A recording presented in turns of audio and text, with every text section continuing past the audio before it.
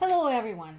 Somebody once again forgot to lock Dmitry Medvedev's cage, and he's back on the internet spewing his poison and his lies.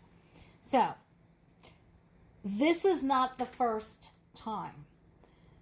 Medvedev has been Putin's mouthpiece when it comes to all things related to Russia's nuclear saber rattling, and this is yet another such case. What he's arguing is that U.S. agreement to sell weapons to NATO allies to then be given to Ukraine is a signal of aggression against Russia and thus gives Russia an excuse to strike against the West, whatever that happens to represent to them. He doesn't mention anything about why Ukraine needs weapons. Basically, this is the whole shebang about Russia being a poor, innocent, white and fluffy victim against the rest of the world. This continues the narrative that Russia was forced to go and murder Ukrainian civilians, because that's what I'm going to keep calling it, because that's what it is. Because of NATO expansion, I'd like to point out that every single instance of new NATO memberships normally followed another act of aggression from Russia. The previous spike was back after it had hacked a piece of Georgia. And we talked about Georgia a few days ago. So again, if this is what you believe, that's fine, but don't expect anybody to take you seriously. This is a lie, a big fat Russian deepfake that has been debunked many times. Again, if this is your thing, don't come to me. I'm going to report your ass for dangerous misinformation, because this misinformation is dangerous. It puts those of us covering the war in Ukraine as it is in danger. And it influences public opinion and puts people in Ukraine in danger. So I will report you, and you will get a strike against your account. So please, just cut the shit out. I'm not interested. Government reshuffle. So, as I mentioned before, it's not anything huge. So Ukraine now has a female prime minister. She's very young. She's 39, which is fine. She is pretty savvy. She used to be the economy minister. She has been a part of the discussions between Ukraine and its Western allies for a number of years now. So she is pretty much up to date on the situation. This is not new to her. She knows how to carry out high-level talks. She knows Ukrainian security concerns. So she's not a bad choice. Again, it's just that I personally don't like government reshuffles during wars. It's just like, why?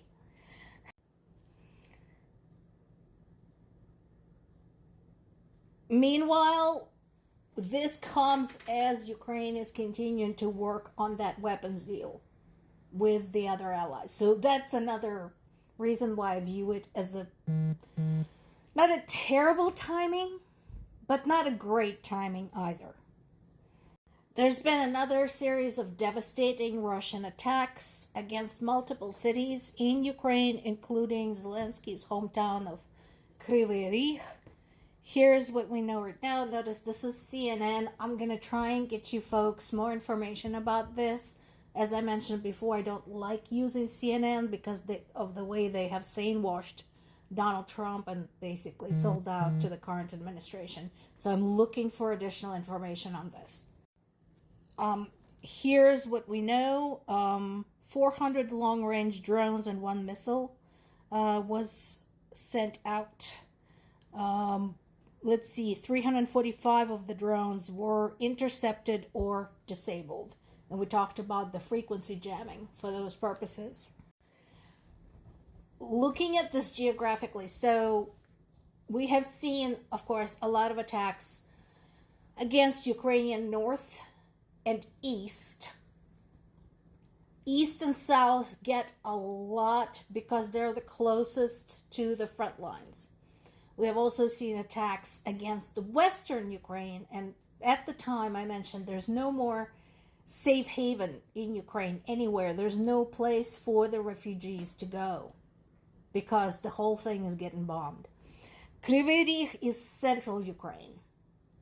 And so in this particular case, the ballistic missile, the one missile, and 28 out of the 400 rounds were directed at Kryvyi Rih. Basically, all levels of infrastructure were targeted, which basically tells me nothing was really targeted. It was just basically Russia's approach of carpet bombing for the purpose of destruction and terrorizing the civilian population. And 15 people were wounded. Elsewhere in Ukraine, there was one death in Sumy and 2 more in Kharkiv. In addition, the attacks on Wednesday killed 2 people and injured 27 in Dobropilya. Overall, the damage included retail outlets, apartments, cars, basically all the things that Russia is going to claim were military targets, and none of which were. Ukraine is working on a budget where 4 billion Ukrainian hryvnias, that's $6.9 million, will be invested in security forces. And again, there is some uncertainty as to when exactly Ukraine might get those Patriot systems. Because at this point, as you might imagine, for people on the ground who are getting bombed every day, who are getting shelled, who have bits of drones falling on their heads, it doesn't matter whom they come from, those air defense systems, as long as we get them.